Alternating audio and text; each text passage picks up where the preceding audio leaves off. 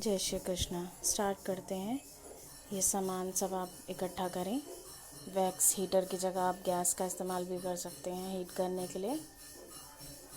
Start करते हैं। आप अपना मेल्ट होने के लिए सोया वैक्स को रखेंगे गैस पे या हीटर पे, जो भी आपको सूट करे।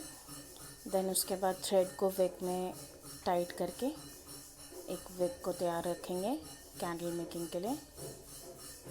उसे साइड में रख दीजिए। क्रेयॉन को डालेंगे मेल्टेड सोया वैक्स में, उसे मिक्स करेंगे अच्छे से। उसके बाद पोर करेंगे मोल्ड में और उसके बाद आप अपनी विक उस पर स्टैंड कर दीजिए और इसे ड्राई होने के लिए छोड़ दीजिए। आपकी तैयार है कैंडल्स फ्लोटिंग वाली। आप इसे रूम में इस्तेमाल कर सकते हैं, बेडरूम में या मंदिर में, जैसे आपकी मर्ज़ी हो। ये फ्लोट करेंगी। Thank you so much.